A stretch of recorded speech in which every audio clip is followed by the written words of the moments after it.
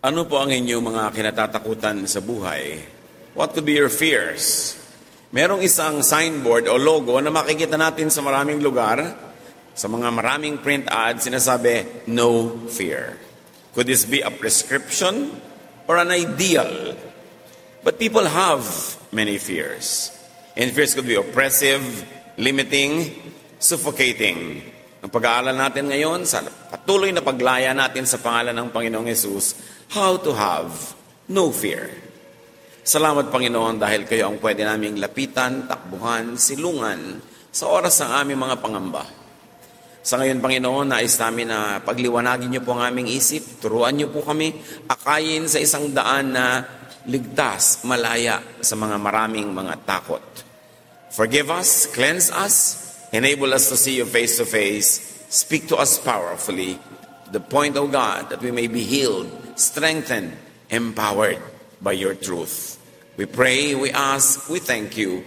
In the name of Jesus, your Son, our Lord, our teacher, our protector. Amen. Have no fear is really a Jesus line. Talagang yan ay originating from the Lord. Huwag kang matakot. Luke 8:50, Jesus said, don't be afraid. Just believe. So ang pagpipilian ng tao, fear or faith. Matakot o manalig. Mangamba o sumilong sa pangalan ng Panginoong Hesus. So why fear when you can have faith? The Jesus lifestyle is characterized by having no fears. At yan ang naramdaman agad ng kanyang mga alagad, kaya dumami ng dumami ang sumusunod sa kanya dahil noong mga panahon na yon, tulad ng panahon natin, napakarami kinakatakutan ng tao.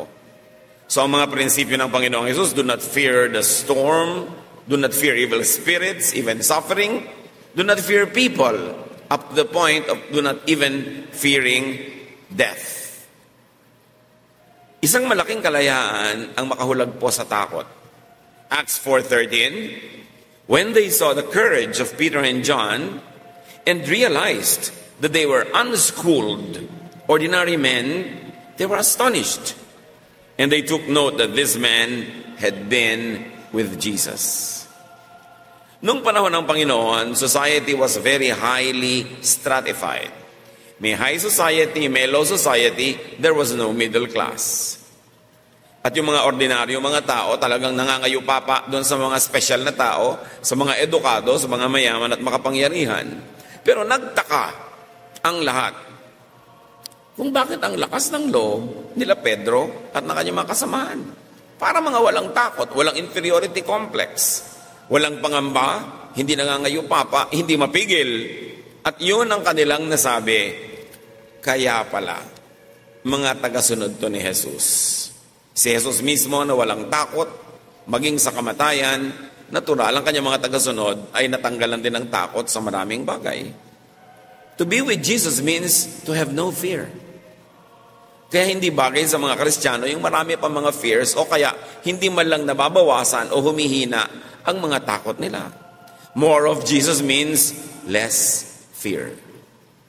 Pag sobra tayong natatakot, alam na natin ang dapat na reseta, dagdagan ang pananalig, dagdagan ang paglapit kay Jesus. The choice is yours. If you're going to be afraid, or if you're going to believe. How do we go to the point as to not have fears? Have no dark or dirty secrets. Malaking takot ang ibinibigay ng mga sikreto natin, lalo yung mga marurumi at madidilim na mga sikreto. Mga krimen na nagawa, mga pagkukulang, mga pagtataksil, pandaraya, pagnanakaw. You create even your own shadows. At ang mga taong may mga malalakit, madidumit, maruruming mga lihim, ay maraming takot sa buhay. John 18:20, but Jesus told him, I have spoken freely in front of everyone. I have not said anything in secret. Mas maraming sikreto ang tao, mas maraming dapat itago. Mas maraming dapat ikatakot na mabunyag. So don't be blackmailable. Ang nabablockmail lang naman yung merong malaking lihim Na sa takot niyang mabunyag, babayaran niya ng anuman Susuhulan niya, tatakpan niya ang bibig ng sino mang gustong magbunyag sa kanya. Blackmail draws strength from people's secrets and fears of being found out. Kahit pa yun ay political, social, or emotional blackmail. Numbers 32:23, you may be sure that your sin will find you out. Lalabas at lalabas ang totoo. Mabubunyag at mabubunyag ang katotohanan. So no fear means no deception. Gusto mong mabuhay ng malaya sa takot, huwag ka mandaya. Huwag ka magnakaw. Huwag ka mang-umit. Huwag ka manlinlang. Dapat totoo ka, hindi ka fake. 1 John 2:27, His anointing is real, not counterfeit. At yan ay isa sa mga pinagmumula ng lakas ng loob ng Panginoon kasi totoo siya. So in your life, don't be blackmailable or how not to fear being exposed. Look at the positive side of being found out. Freedom. Kung meron kayong lihim na malaki, bawasan ninyo ang mga dalahin yung takot. Huwag na kayong sobrang matakot na mabisto kasi pag nabunyag na kayo, makakalaya na kayo, finally. Kung minsan hindi nyo naman papalayain ang sarili nyo, binubuhat nyo yung malaking lihim na yan forever, and then may nagbunyag sa inyo o bigla na lang na-expose, alam nyo ang tunay na effect nun? Aside from the momentary discomfort, kahihiyan, pag-uusig, pagbabayad, ang tunay na matagal na bunga sa buhay nyo nun, kalayaan, lumaya kayo sa pagtatago. People who have many secrets have many fears. And so, set yourself free. John 8:32, the truth will set you free. From what? From falsehood and ignorance. From hiding. From needless suffering. From fear itself. Kaya kung meron kayong dapat ipagtapat nyo na. Para matapos na ang inyong pagdadala. Kung dapat kayo magbayad o magmulta, magbayad kayo at magmulta. Dahil kahit hindi kayo nagbabayad o nagmumulta, mas malaki pang binabayad nyo sa pagtatago ng isang sikretong nagpapahirap ng inyong loob, lumilimita sa inyo, naggagapo sa inyong buhay. How else do you get to a lifestyle of no fear? Have no weakness. In other words, have strength. Be perfect on your own. Pero alam naman natin lahat, mahirap maging perfect. Mahirap maging strong. Because even God remembers that we are dust, according to Psalm 103:14. So, have strength borrowed from Jesus. Isang weakness natin yan. Isa natin yan na kinakatakutan na meron tayong weakness. Ang solusyon, maging malakas ka. Sarili mong kalakasan o kung kulang, humingi sa Panginoong Yesus. You want to be free from your fear of being weak?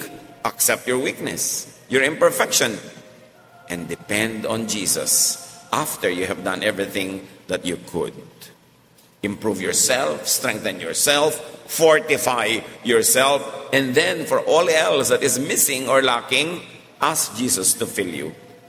Matthew 7:1, ask and it will be given you. Sabi ng Panginoon. 2 Corinthians 12:10, because when I am weak, then I am strong. Ito ang realization ni Paul. Sabi niya, ang dami-dami kong kahinaan, at kahit anong gawin ko, hindi ko mapalakas yung kahinaan na yon. So dumarating ako sa puntong wala na akong magawa, kundi iasa na lang kay Jesus yung kahinaan. At dahil iniasa ko yung kahinaan, naging kalakasan, therefore, I will celebrate my weaknesses because as long as I submit my weaknesses to Jesus, they become strengths. So isuko sa Panginoon. Weakness surrendered to Jesus becomes strength. So huwag mabuhay sa takot na hindi ko to kaya, kasi kaya ni Jesus. Baka mamatay ang asawa ko, hindi ko makaya, kaya ni Jesus na tulungan ka. Baka magkasakit ako at maghirap, hindi ko kaya ni Jesus na tulungan ka. Paano ko ako'y nabigo? Paano kami nangyari sa akin? Paano ko nasunog ang aking bahay? Nalugi ang aking negosyo? O nawala ang aking papa? Kaya ko ba? Kaya mo. Basta nagpatulong ka sa Panginoon. Philippians 4:13, I can do everything through Him who gives me strength. Kaya yung mga iba sa takot na mawalan, hindi na lang nagsisikap na magkaroon. Sa takot na iwan ng lover, hindi na lang nagkakaroon ng lover. Sa takot na iwan ng kaibigan, hindi na lang nakikipagkaibigan. Sa takot na malugi, hindi na lang nagdenegosyo. Sa takot na mabuhay, pinapatay na lang ang sarili quietly every day. But must you live in such kind of fear? Your strength becomes your weakness when you put Jesus in the equation. So, don't be afraid to live. Get a life. Mamuhunan. Pagtubuhin ka ng Panginoon, salamat. Kung nalugi ka, you and the Lord can handle it. Nawalan ka, you and the Lord can handle it. Dapat lang ang hindi mo mawawala sa buhay mo si Jesus. At pupunan niya, palalakasin ka sa lahat ng bagay. How else do you have no fear? Have no false image. Kakambal na kapatid niya nung dapat totoo ka. No false projections, no lies. Therefore, be truthful. Yung nagyayaman-yamanan ka, hindi ka naman talaga mayaman, so takot kang mabisto. Yung wala kang pera, may mga kasama ka, magkakainan, ayaw mong aminin, so sabihin mo, busog ka. Ba't di mo nalang sabihin, wala akong pera. Kung ililibre nyo ba ako, di kakain ako. Kung hindi, antayin ko na lang dito sa labas. Yung nagtatali-talinuhan ka, may joke, hindi mo naman naintindihan, nakikitawa ka dahil tumawa na yung iba. Kasi hindi mo naman naintindihan kung bakit nakakatawa yun. May nadinig kang isang word na hindi mo maintindihan, nagpapanggap ka na intindihan mo, pero nakaka-insecure. So why don't you just be truthful? Do not deceitfully hide your weakness, so you have no false image to keep. Of course, we mean essential and fundamental weaknesses, not cosmetic. Hindi naman kasalanan na may peklat ka, takpan mo. Lagyan mo ng makeup. Hindi naman kasalanan na numinipis yung buhok mo, dinagdagan mo ng extensions. Hindi yun ang mga sinasabi nating huwag takpan. Cosmetic lang yun. It has no moral value at all. It's only aesthetic. But, in big things in your life, be truthful. So you don't have to hide anything. Admission sets free. Hindi ko alam ano ba yun? Pakipaliwanag. Hindi ako marunong ng ganyan. Pakituruan ako. Hindi ko po naintindihan ang utos ninyo. Pwede po bang ulitin ninyo? Kesa magpanggap ka na intindihan, susundin mo, mali yung ginawa mo, napagalitan ka, namultahan ka pa, it creates a lot of fear. Romans 7:18-19, I know nothing good lives in me, that is in my sinful nature. For I have the desire to do what is good, but I cannot carry it out. For what I do is not the good I want to do. No, the evil I do not want to do, this I keep on doing. Paul speaking. Sabi niya, alam niyo yung gusto kong gawing mabuti, yun naman ang hindi ko magawa-gawa. Yung masamang ayaw kong gawin, ang totoo, doon na lang lagi umuwi. Yun ang nagagawa ko. At dahil inaamin niya yon, parang sugat na tinatanggal ang takip para malinis, malanggas, magamot. Hindi pwedeng takpan ng sugat at asahan mong gagaling. Hindi pwedeng takpan ang mga kamalian na hindi na itutuwid dahil ito'y hindi na maitutuwid pa kailanman. Admission could also win sympathy, if not understanding or even support. Pag inaamin mo, mas meron pa mga simpatya sa iyong tao.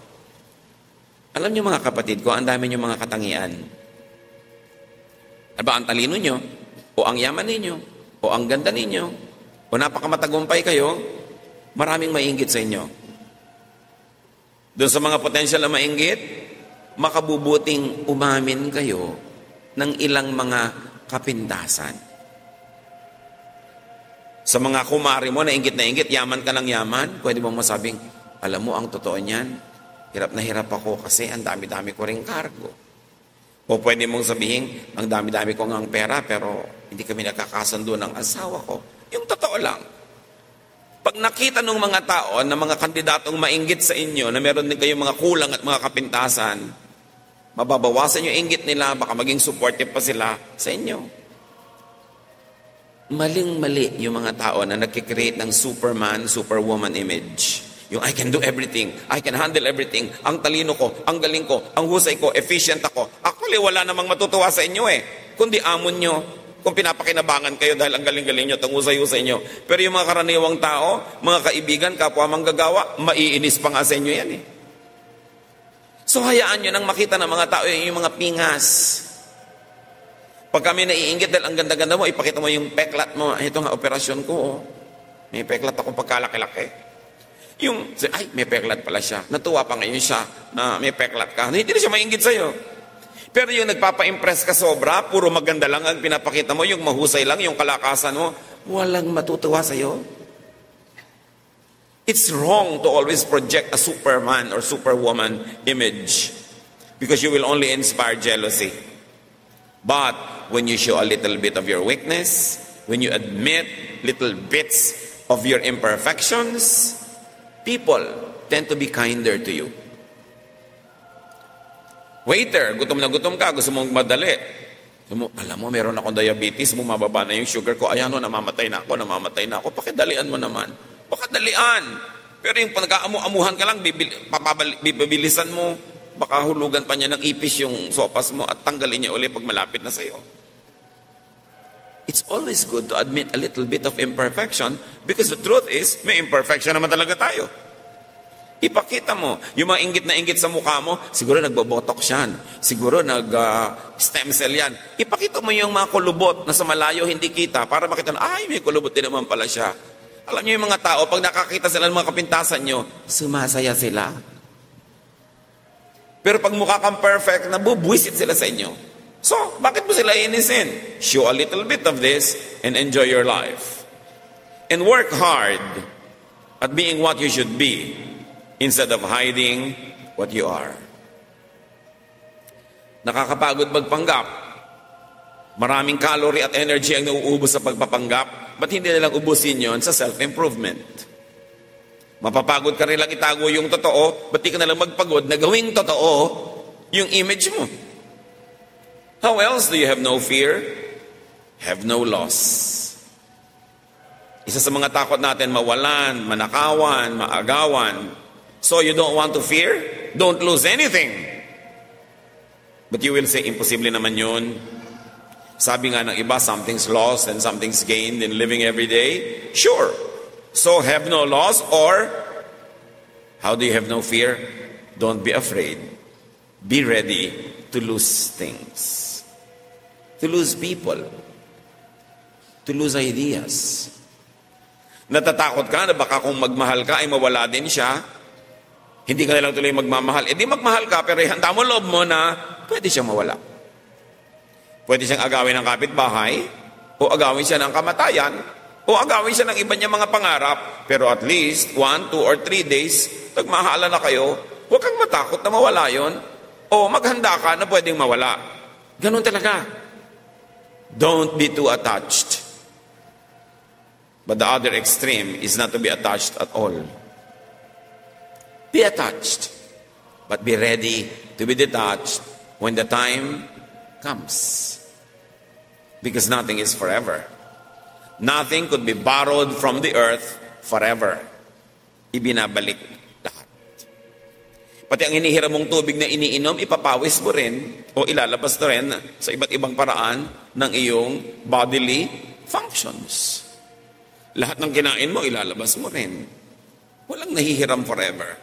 Yung tubig na ininom mo, sandali lang yan sa loob ng katawan mo, ilalabas mo rin yan. Tao, bagay, karangalan, kasiyahan, puro hiram. Huwag kang matakot magsole na hindi ka na tuloy gustong manghiram. Manghiram ka. At pag oras na ng solian, isoli mo. 1 John 2:15, do not love the world or anything in the world.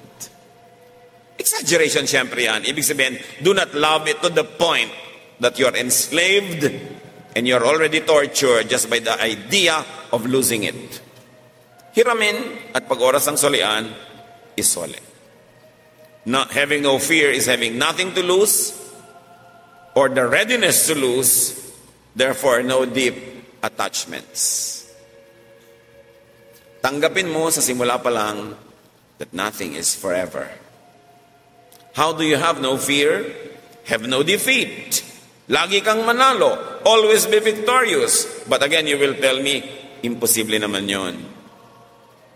So how do you have no fear of defeat? Either you always be victorious or be ready to be defeated.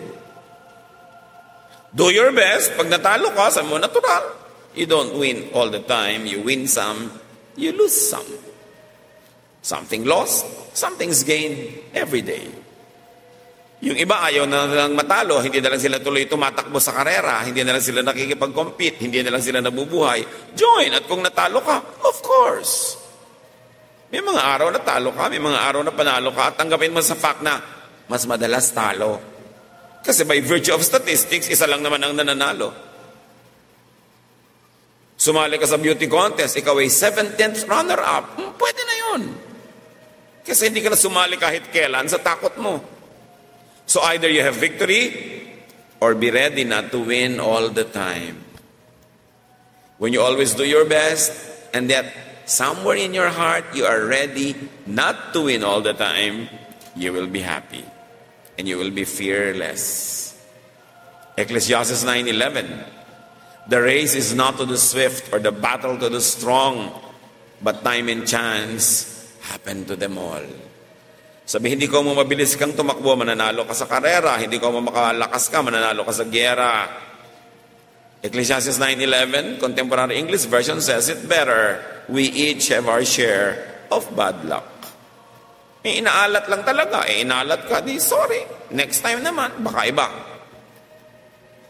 Tuwing sisikat ang araw, o tuwing lulubog ito, no matter what time of the day you start working and living, always be ready to win, but always be ready to lose. Participate in life. Give your best. You don't always get the best back. But when you always give your best, you will never get the worst. Ang batting average mo, magiging mataas. How else do you have no fear? Have no pain. Diyan tayo takot sa pain. Have a painless life. But then again, you say, hindi naman pwede yon. Sabi ng Ecclesiastes 2:23, all of man's days, his work is pain and grief. Even at night, his mind does not rest. So ang tao talaga, may kakambal na mga hirap at sakit. So how do you experience a life of no fear? Well, have no pain, which is impossible, or develop and have a high threshold and tolerance for pain. Takot ka masaktan, edi huwag ka masaktan, pero imposible, masasaktan ka rin, pues mag-practice ka. Develop some callous protection. Parang paa na laging nakakaskas ng sapatos, nagkakakalyo. Yung kamay na laging gumagawa, nagkakakalyo, para hindi na siya laging masaktan. Lagyan niyo naman makalyo yung puso nyo here and there, para hindi kayo maramdamin. Ganun talaga ang buhay. Be ready to get hurt. Pag nagmahal ka, be ready to get hurt. Pagka nagnegosyo ka, be ready to get hurt. Kasi lagi nang merong akala mo kung sino. May bibiling hindi magbabayad, may supplier na hindi magsusupply o magde-deliver on time. Laging merong paraan para tayo masaktan. Kung magiging sensitive ka at balat sibuyas, wala ka nang gagawin araw-araw kundi umiyak. O magtatago ka sa loob ng lungga para di ka na masaktan muli. Buhay ka nga. Pero anong klaseng buhay naman yon? Yung nakatago ka lang sa loob ng lungga. So ganoon talaga ang buhay. Lalo kung susuong ka sa romance o business o competition, be ready to get hurt. Enjoy the fun, enjoy the pleasure, enjoy the joy, the happiness, but be ready to get hurt. Patay na lang ang hindi nasasaktan. Habang nasasaktan ka pa, meron ka dapat ipagpasalamat. Ibig sabihin, buhay ka pa. Nakakaramdam ka pa. Huwag kayong magulat kung may problema o hirap ang buhay. Because we live in an imperfect world. 1 Peter 4:12, do not be surprised at the painful trial you are suffering, as though something strange were happening to you. Ba't kayo nagugulat? Nagdurusa kayo. Natural lang. Kasama yun sa buhay. How else do you have no fear? Have no nightmares. Huwag kang magkaroon ng mga bangungot, mga takot, but this might require avoiding sleep. Therefore, impossible. So therefore, dapat no sad, no bad, no dark imaginings. Pero kahit naman anong iwas ang gawin mo, sumasagi pa rin sa isipan mo ang mga nakakatakot, mga hirap ng loob. So ano na lang gagawin mo? Either have no nightmares, which is impossible, or just choose your focus. Binangungot ka, nagising ka, edi uminom ka ng tubig, matulog ka ulit. Hoping that you will dream of nicer things. Or always refocus when the view is ugly. Pag sumasagi sa isipan natin yung mga nakakatakot na bagay, di naman talaga naiiwasang sagian ka kuminsan, pero huwag mo nalang patagalin. Itaboy mo agad, palitan mo ng mga magagandang bagay. Hindi natin laging napipili kung ano ang mga isipin na dadaan sa pagitan ng dalawa nating tenga. Pero napipili natin kung alin yung pagtatagalin, kung ano yung i-entertainin. Philippians 4:8, keep your minds on whatever is true, pure, right, holy, friendly, and proper. Don't ever stop thinking about what is truly worthwhile and worthy of praise. So niya, may isipin ka na rin lang, ang isipin mo na yung maganda. Pwede ka naman mag-isip ng pangit. Ano naman mapapala mo kaya na iniisip mo? Pwede ka mag-alala tungkol sa kinabukasan. Ano naman ang mapapala mo? Wala pa yung kinabukasan, hindi mo naman alam kung yung inaalala mo matutupad o hindi. Pwede ka mag-alala tungkol sa mga sakit ng buhay mo nung araw, kaapihan mo, kalungkutan, pwede, pero ano naman mahihita mo na gawin yun? Wala ang asawa mo, pwede ka mag-alala na nagtataksil siya, pero ano naman ang nangyari sa'yo kung yan ang inisip mo? Mapipigil mo ba kung totoo? Ang masama na hindi pala totoo, pero nag-alala ka na rin. So piliin ang iniisip. Disiplinahin ang utak. Parang TV channel na pupunta sa pangit, edi ilipat mo agad. Bakit mo tatagalan? Pangit pala. At yun ang kapangyarihan ng tao. Napipili natin kung anong iniisip. Kung bisan, pag hindi ka nagbabantay, hindi mo napipili kung ano yung dumadapo. Edi itaboy mo agad. Kasi pwede mong piliin kung sino yung pagpupugarin mo sa loob ng iyong utak. Mga ibon, dadapo-dapo, pero pag binugaw mo naman, umaalis. Pero pag pinamahay mo, magtatagal, mangingitlog pa. It's your choice. So how do you have no fear? Have more of Jesus. Gaano natin siya kakilala? Gaano natin talaga kala mo mga katuruan niya? And let Jesus have more of you. Isuko natin ang isuko, dagdagan ang pagsuko kay Jesus para siya ang makapanaig, siya ang maghari sa ating buhay. Because Jesus is the King of the no-fear lifestyle. Know Jesus more. Be closer to Jesus. John 16:33, Jesus says, I have told you this, so that you might have peace in your hearts because of me. While you are in the world, you will have to suffer. But cheer up, I have defeated the world. So niya, kaya ko ito sinasabi, para hindi na kayo dapat magdusa. Alang-alang sa akin at dahil sa akin, pwede kayong hindi magdusa tulad ng pagdurusang nararanasan nyo. Sige, no, habang nandito kayo sa mundo, tanggapin niya na yung katotohanan na may pagdurusa. Pero huwag kayong siraan ng loob. Nagapi ko na, napagtagumpayan ko na ang buhay sa mundo. So what do you fear? Do not fear the past. Kasi tapos na. Alam naman, i-replay mo pa yan, kasalanan mo na yon, tapos na Na-rape ka minsan, 3 beses mong inisip, di naging 3 beses, 30 beses kang na-rape uli sa imagination mo. Nahulog ka minsan, uulit-ulitin mo sa isip mo, nagkakaulit-ulit yon. So huwag mo nang isipin sa isip mo para huwag nang maulit pa. Do not fear the future. Wala pa Ba't ka naman natatakot sa wala pa? Pwede pa yun madirect, pwede pa yun maiba. And do not fear the present because you're very actively engaged in the present. Pwede kang maglagay ng input, pwede mo ibahin ng timpla, kasi present, kasali ka pa. So fortify and strengthen yourself. Palakasin mo ang iyong loob. Patibayin mo ang iyong dibdib. Palaguin mo ang iyong pananampalataya. Mag-practice kang mahirapan. Sapagkat ang mundo'y bayan ng hinagpis. Sabi ni Walagtas, mamamaya'y sukat ni bayan ng dibdib. Magpakatibay ka. Pagka merong nagtatakbuhan dahil may sunog na matutumba na siya, matutumba ka, gusto mo maging uling? Ayaw ko, bangon! Ayaw mo pala Bumangon ka. Huwag ka maghina-hinaan dyan. Maraming kapangyarihan ng tao kung gugustuhin mong gamitin.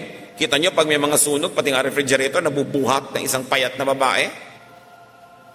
Pag may baha, nadadala lahat. May kapangyarihan tayo. Choice mo na yon kung gusto mo maghina-hinaan dyan, maging anemic, o maging malakas ka. Kaya mo yon because you can do all things through Christ who gives you strength. Kaya yan. Pagka hindi ko na yata kaya, magtigil ka, nag-iinarte ka lang, kaya mo yan. Hindi mo na lang yan kaya kung patay ka na, buhay ka pa eh. At pag may buhay, may pag-asa. Desensitize yourself. Huwag balat sibuyas. Develop mga kalyo sa buhay. Yung mga ano ko po yung asawa ko, ng babae na naman, ilang beses na bang ng babae? 39 na po. Hindi ka pa nasanay. Huwag mo siyang pansinin.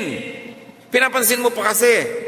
Kung nagbago, salamat. Kung hindi, alangan namang wala ka nang gawin kung magdusa buong buhay. Make your own life. Wala pala siyang 6 na buwan, make your own life. Alangan namang wala kang ginawa, kundi hanapin siya, sundan siya. Hindi ka gumawa ng buhay mo, ayaw pala niyang kasalo ka sa buhay niya. Kaya mo yan. Huwag ka magdrama. Kailangan hanapin mo, ano ba ang lakas ng Panginoon na pwede kong gamitin? Diba? Parang yung babaeng balo. Walang-wala po kami, yung mga anak ko, kukuhanin na ng mga nagpautang sa amin, gagawing slaves. Sabi ng propeta, ano bang meron ka sa bahay mo? Huwag mong isipin yung bahay ng iba, ano yung meron yung iba. Ikaw, anong meron ka? Wala po, konti lang langis. Yung palang meron ka bumalik ka. Pinarami ngayon, kasi meron naman siya nun Basta meron ka kahit isang patak, pwedeng paramihin niya ng Diyos. So anong meron ka? Meron at meron ka, hindi pwedeng wala. Huwag mong sasabihin sa buhay yung walang-wala ako. Kasi pag sinabi mo yon, pati yung mga nandyan, hindi mo napapansinin kasi lilinlangin mo na rin yung sarili mo na talagang wala nga para magmukha ka lang tama. Meron, hindi pwedeng wala. Huwag kayong umasa kahit kanino, huwag kayong bubuntot-buntot susunod-sunod. Kung ayaw niya sa inyo, mabuhay kayo ng sarili niyo. May asawa kayo na ayaw kayong pansinin, huwag niyong pagtaksilan, huwag niyong itapon, pero make your own life. Idinadown ka ng magulang mo, di i-up mo yung sarili mo. Binabaliwala ka ng iba, di pahalagahan mong sarili mo. Desensitize yourself. Huwag manipis, huwag maramdamin. Huwag po lang nang ginawa ko di magdamdam, magtampo, maghinanakit, sumama ang loob, magdrama. Para kayong halaman dyan na maluluoy ng maluloy ng maluloy. Alam niyo yung tampuhin, yung madrama, lagi may sama ng loob, pumapangit. Nakakita na ba kayo ng ang ganda-ganda? So ang ganda-ganda mo, bakit? Marami kong sama ng loob. Meron bang ganon? Kitang-kita mo sa mukha. So maawa kayo sa sarili ninyo. Kung may nang aapi sa inyo, ibangon nyo inyong sarili. Make your own life. Make your own orbit. And philosophize. Dapat kasi, para matahimik tayo sa buhay mga kapatid, may paglagyan. Ba, may kutsara kayo nakakalat. May paglalagyan ba kayo sa bahay? Sa lalagyan ng kutsara. May nakakalat na plancha. Saan nyo ilalagay? Doon sa may cabinet. O sa ibabaw ng plantsahan. Merong tornilyo, saan nyo ilalagay? Sa toolbox o doon sa lalagyan ng mga tornilyo. Pag may nangyayari sa buhay nyo, dapat kayo may paglagyan. Pag nailagay nyo na doon, tahimik na kayo. O halimbawa, yung asawa nyo, hindi na matuto, lagi na lang puro mali. Saan nyo ilalagay? Sabi nyo, tao kasi, hindi perfect. Pag nailagay nyo na doon, tahimik na kayo. Pagka yung, bakit mainitin ang ulo ng nanay mo? Mataas ang sugar. May pinaglagyan ka na. Naintindihan mo na. Bakit kayo mahirap? Kasi tamad ako. O di, alam mo na. May pinaglagyan ka. Hindi ka nakikipagtunggali. Dapat may paglagyan. Ano mga kinakatakutan nyo at sa inyo yan dapat ilagay? Dapat yung isipin yun. Kasi pag nailagay na, nagkakaroon ng kaayusan ng buhay. Mga Pilipino, meron ang laking defense mechanism sa lahat ng kabiguan at hirap. Sasabihin nila, ganyan lang talaga ang buhay. Pero dapat huli yun. Ang dapat yung unang philosophy at paglagyan, sasabihin nyo, hindi dapat ganyan. Ano ba? Ang hirap-hirap natin, 3 generations na, pag sinabi mong ganyan lang talaga ang buhay, wala ka nang gagawin para ayusin ang buhay mo. Pero pag sinabi mong hindi dapat ganyan, makakahulagpos ka sa kahirapan. Lahat ng member ng mahihirap na pamilya, mahihirap na angkan, na umasenso, kasi hindi nila tinanggap. Sukdo lang, lumayo sila, nagpakaiba-iba, pero hindi nila tinanggap na maging kamukha lang sila ng mga kamag-anak nilang mga maralita. Umaasenso sila. Dapat wag mong tanggapin. Naaapi ka, wag mong tanggapin. Huwag mo sabihin ganyan lang talaga. Hindi ako dapat naaapi. Therefore, papalakasin mo ang sarili mo. Kung ipagtanggol mo yung karapatan, gagawin mo. Huwag mong tanggapin na ganun ka lang. Pero kailan sinasabi yung ganyan lang talaga? O nagka-cancer ka, stage 7, wala ka nang magawa. Alam mo makipaglaban ka pa doon. Magalit ka pa sa Diyos. Sasabihin mo na talaga, ganyan talaga ang buhay. May nagkakasakit, may hindi. Kailan mo ilalagay yung ganyan talaga? Kailan mo ilalagay yung hindi dapat ganyan? Dapat mong isipin kung alin doon at saan ka lalaya. Truth sets free. Dapat ay merong pagkalagyan ka sa loob mo at sa pag-iniisip mo. Ang bait-bait mo, ang husay-husay mo, bakit ang lahat nagiging problema? Sasabihin ng iba, pagsubok. May pinaglagyan na siya. Therefore, tahimik na loob niya. Naintindihan nyo, may dapat paglagyan. Saan ko ilalagay itong iniisip ko na to? Hindi ko talaga maintindihan. Pagsubok. Sino ang model mo? Si Job. Okay, may pinaglagyan ka na. So hintayin mo na lang ang deliverance ng Panginoon at huwag ka na makipagtunggali sa nangyayari sa buhay mo ngayon dahil kahit ka naman nakikipagtunggali, walang mangyari. Pero alam mo rin na meron kang model doon sa mga nakipagtunggali. So dapat iniisip natin, aling model ang pipiliin ko ngayon? Aling philosophy ang i-apply ko sa buhay ko ngayon? At alin dapat? Yung magpapalaya sa iyo ngayon. Yung magbibigay sa iyo ng ginhawa, ng liwanag, ng kasiyahan, ng kalayaan. At kung ayaw nating matakot mga kapatid, dapat din nating isipin, do not scare people. Maraming tao takot din. Huwag nyo nang dagdagan ng takot. Mga lalaking nagmamacho-machohan ng mga naglalakas-lakasan ng loob, may takot din yan. So ikaw naman babae, daddy, pinakasalan kita, ayoko maghirap, baka maghihirap tayo. Dinadagdagan mo yung fear niya. Diyos ba siya?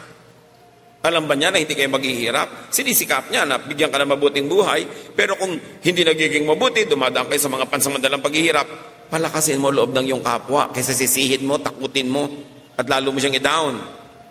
Kailangan, bawasan mong takot niya. Alam mo na yung anak mo mahira sa math, ilang beses nang bumagsak, sasabihin pa, pag bumagsak ka pa, finish the sentence. Di tinadagdagan mo yung takot. Kaya may iba nagpapakamatay, tapos anak, ba't ka nagpakamatay? Para yun lang. Tinakot mo eh. Pwede mong sabihin, alam mo, gusto ko mataas ang grade mo para sa sarili mo at para rin sa kasiyahan namin. Pero anak, kahit ano pang abutin ang grade mo, mahal pa rin kita. Kaya lang, may premyo ka kung mataas. Kung wala, magbunot ka ng bahay maghapon. Pero mahal pa rin kita. Huwag niyong takutin ang tao, lalo't alam niyo na yung weakness niya, doon niyo patatakutin. Do not trivialize the fears of others. Takot yung asawa niyo sa daga. Sabi niyo, daga lang eh. Tapos aabutan mo pa ng daga, ihuhulog mo pa sa loob ng bra niya yung daga. Daga lang yan, huwag ka matakot. Takot siya eh. Ikaw hindi. Ang reality mo, hindi nakakatakot ang daga. Pero ang reality niya, nakakatakot yon. Igalang niyo ang kanya-kanyang mga realities. Huwag niyong babaliwalain yung mahalaga sa isang tao. Birthday lang eh. Gusto mo pang maalala. Gusto niya eh. Di alalahanin mo kasi mahal mo siya. Huwag mong babaliwalain kung anong mahalaga sa kapwa. At lalong huwag mong mamaliitin ang kinakatakutan niya. Salamat ka, hindi ka takot. Pero kung takot siya, igalang mo yung takot niya at huwag mo nang palalain pa. Help those who have fears. Hindi binaliwala ni Jesus kahit kailan ang mga takot ng mga tao na kapaligid sa Kanya. Pero minahal niya, tinanggap niya, tinuruan niya, pinalakas niya loob, nakalaya yung mga tao. Lahat tayo, may kanya-kanyang hila na mga pabigat. Dapat lahat tayo makalaya. Pero sa pagpapalaya nyo sa sarili nyo, huwag nyong ipasa sa iba ang mga pabigat ng buhay nyo. Huwag kayong magpagaan ng dibdib dahil nailipat nyo at napabigat nyo ang dibdib ng iba. Dapat meron tayong pananagutan sa isa't isa. Amang Diyos, salamat dahil pwede kaming lumapit. Pwede naming idaing sa inyo ang aming mga hirap. Binigyan nyo kami ng mga lakas para ito yung pagtagumpayan. At sa mga panahong di namin makaya, binibigyan nyo rin kami ng pagpapatawad, pagpapalakas ng inyong mga himala. Napakabait nyo sa amin. Salamat po. At nawa kung gaano kayo kabait sa amin, maging inspirasyon namin para maging mabuti rin kami sa aming kapwa. Palayain nyo kami, Panginoon, sa mga takot na kadalasan nasa isip lang namin. Set our minds free. Help us to clarify our thoughts. Bigyan mo kami ng kaliwanagan at nang makalaya kami sa mga iba't ibang kadiliman na kinabibilangguan ng aming spirito. Pagbulay-bulayan natin mga kapatid ang mga katotohanan ito. Palayain nyo inyong mga sarili sa pangalan ng Panginoon. What do you fear? Set yourself free. Do what it takes to be free. Do what you can and leave the rest up to Jesus. And also, set other people free. Set them free from their fears. Help them. Do not add to their fears. Huwag kayong manakot. Huwag kayong mang-blackmail. Be kind. Be good. Lord, sa amin pong pansamantalang pananahimik, turuan niyo po kami. Ang karunungan niyo po ang maghari sa aming buhay at makita namin na inyong magandang kalooban. Be alone with the Lord for a while. Reflect on God's personal message to you.